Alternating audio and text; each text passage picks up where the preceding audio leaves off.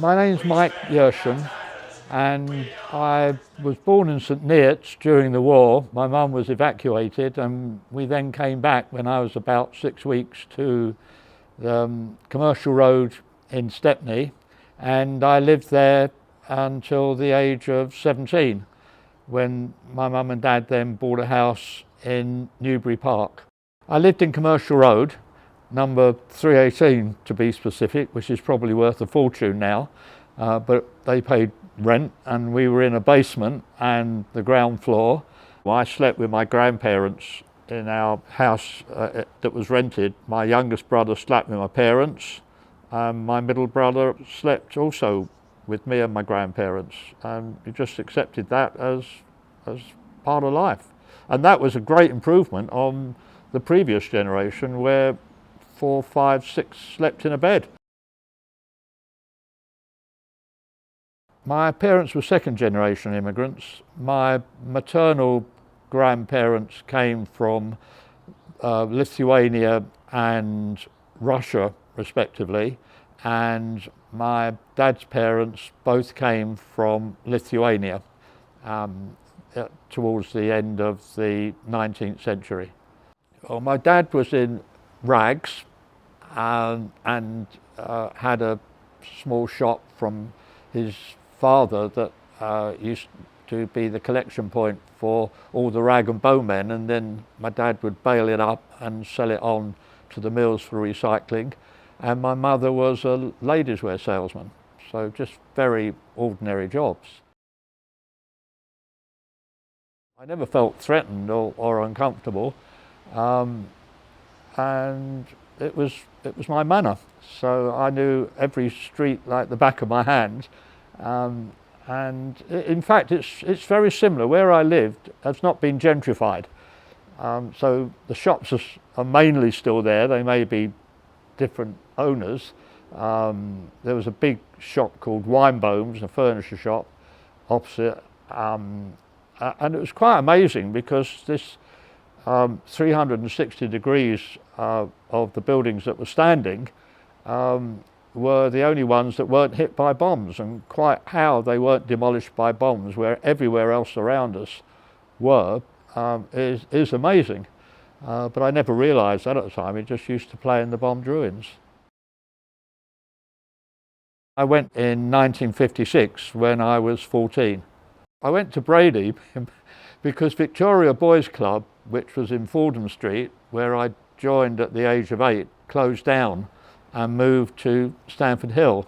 And a friend of mine at school said they were going to Brady, and I went along with him, and I immediately felt at home there. I think its main purpose was to keep children off the streets. Maybe another purpose was to help underprivileged kids, as they call them now, to understand what life is like outside of the East End bubble that we were in. And I think it also allowed an opportunity for Jewish boys to mix with each other and meet Jewish girls, because there was a separate girls' club. It was fabulous fun. The minute I got in the door, we were enjoying ourselves, playing football, laughing around, all the activities, all the sporting activities in the club, because there were table tennis competitions, inter-club drafts, inter-club chess, anything that you possibly wanted to do. There was even a club cabinet which met to discuss club affairs. There was a management board. They raised money from regular fundraising activity. There was a big display once a year, and there was a brochure produced for the display. And to me, that became very important, because when I was leaving school, the club leader, Yogi Mayer, wrote to someone who advertised in the brochure, because he asked me what I wanted to do when I left school, and I said I wanted to go into advertising, and this advertising agency had taken an ad in the brochure for Ford, so he wrote away saying, one of our boys wants to get into advertising, can you give him an interview? But that was much later when I say much later, it was no time really, it was just 3 years. But those 3 years at Brady were just action-packed every moment.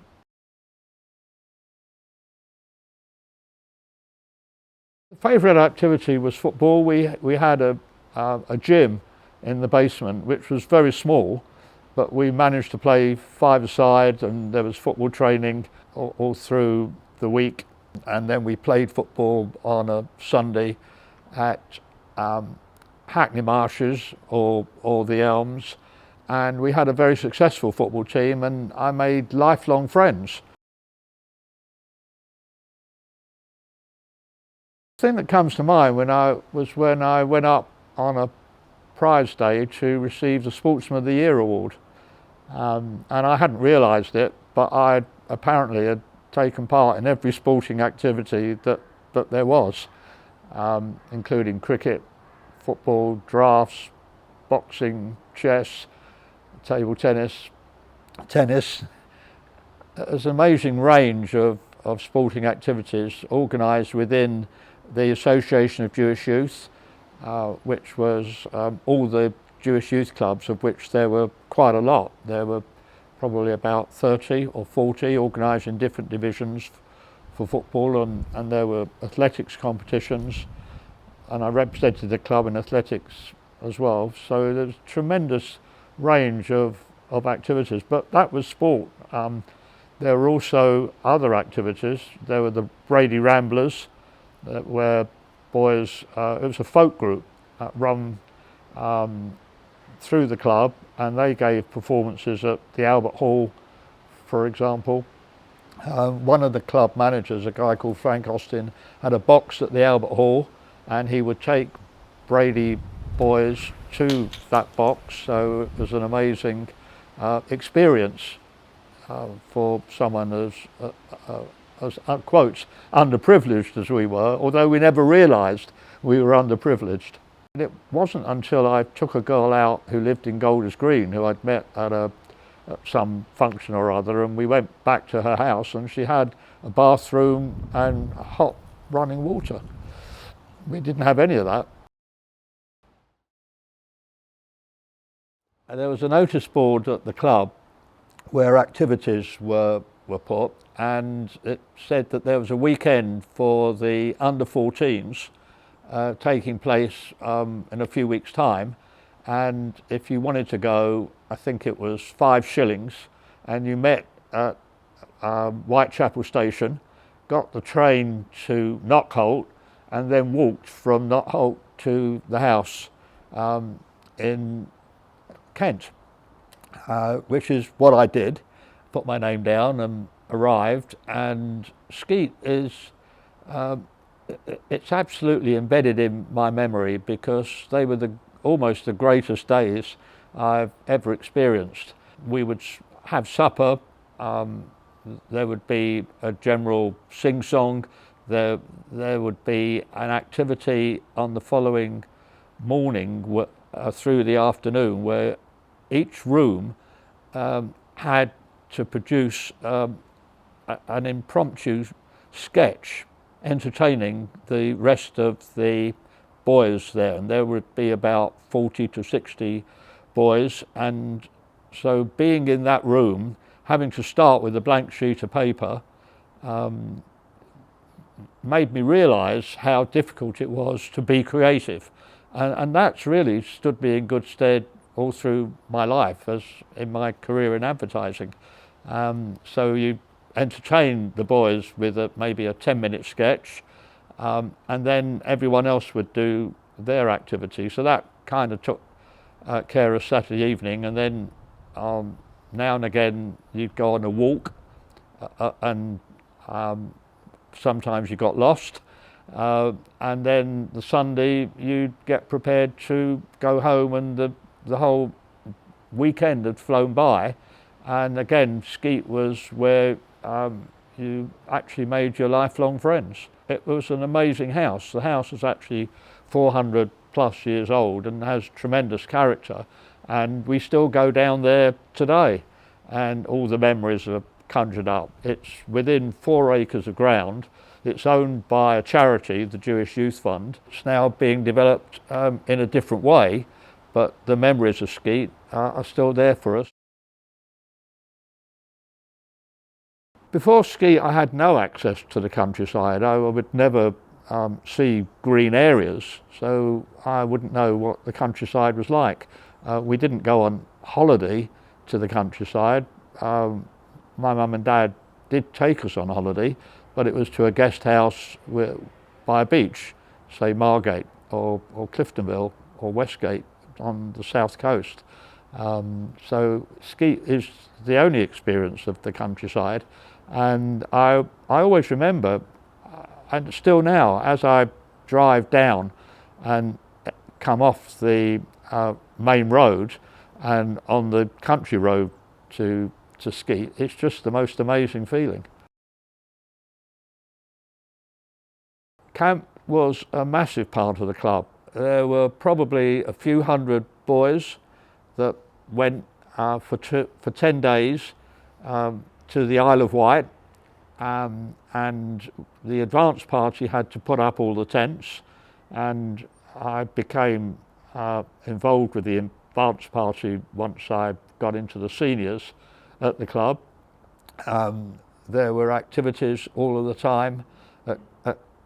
In the camp there were competitions where there were tents, so I was in a tent, and the first year I went I was a tent captain. My friend Brian Gavelb was another tent captain, and it became very close between our 2 tents as to which was going to be the cock tent, and there'd be, in the morning you had to line up all your bedding, and it had to be absolutely shipshape, and Yogi Mayer would come round with the other managers and inspect it, and then they'd go to the table in the main marquee, and they would inspect that the table was clean, the cutlery was clean, there were no marks on the cutlery, there were no marks on the potatoes, and one of the things we all used to do was we used to go and sprinkle grass cuttings over the competition's potatoes. But we beat Gavelb. We were the cock tent that year.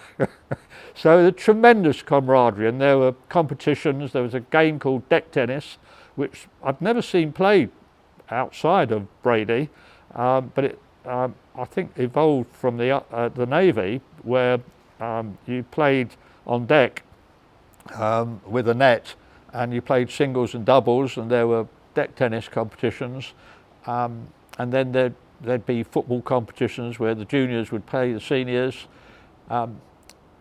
sing-songs, a last evening dinner which was just hilarious, where they set up a boxing ring. I remember one year there would be a menu produced. It'd be very important to see if anyone's got a copy of a camp menu. One thing I clearly remember was in the boxing ring, one manager was dressed in boxing garb and another manager was dressed in cricket garb, and they fought each other. And the cricketer had pads and a bat and batting gloves. It really was hilarious. The camp was financed by each boy paying £10. So if there were, I don't know, 200 boys, £2,000, we never thought anything about how it was financed, and there may well have been subsidies. So Yogi Mayer would put a notice out that there was going to be a trip, for example, to Italy, and it would take place on a certain date in the summer, and if you wanted to go, you put your name down, and it cost an affordable amount, so maybe that was subsidised, but also we stayed in a youth hostel. So we went out by train from London through France, Switzerland to Italy, got to this youth hostel, had a fabulous time. It was on Lake Como, and that again we made lifelong friends. Everyone you speak to will have their own story of the role that Brady played. My story is that it taught me how to be sociable. It gave me a very positive outlook on life. It introduced me to people I would never have otherwise had a chance to meet, who were managers at the club. It gave me mentors. Yogi was a mentor throughout my life for as long as he lived. One of the managers, I asked if I should go into media because he was in advertising, and he said, yes, you should. So I did. And it taught me how to get on with people and how to manage people in many ways. It gave me a tremendous edge over people I met when I was very young and working, and people came from university to be trainees in advertising, and I was years ahead of them in terms of my thought processes. I think being in the East End gave me street smarts.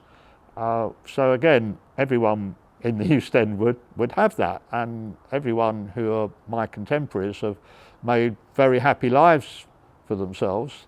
And I think if you define success, and you think about the giving of the people who were youth club leaders and youth club workers, it allowed me to realise that monetary success wasn't the be-all and end-all. I met my wife at a social because on a Thursday the boys' club used to go to the girls' club, and there would be a social with records. So the boys would dance with the girls, and sometimes the boys would ask the girls if they could take them home. And I really bonded with Rita at Skeet one weekend where there was a mixed weekend. And really from the age of 15, I was always with Rita. So Brady was instrumental throughout my life in that regard. Another part of the legacy is that my closest friends are the friends that I made when I was 14. And they're still friends now. And we've done so many things together as friends. And our families have grown up together. So our kids have known each other. And I think that's the biggest legacy for Brady, because most other things, individuals would have made their own way in life when they left the club at the age of 18. And getting back involved with the club was an important part of my legacy, because I made a conscious decision that I wanted to put back into my roots. So I wanted to put back into the club wherever I can. I wanted to put back into my school wherever I can. I wanted to put back into the advertising industry wherever I can. And really all this comes from these formative years at Brady. I think the Brady archive is probably the most important thing you've missed, because thanks to you, Sue, there is a Brady archive that's now at the Bishopsgate Institute. It's still a living, breathing club, even though it doesn't have a physical presence.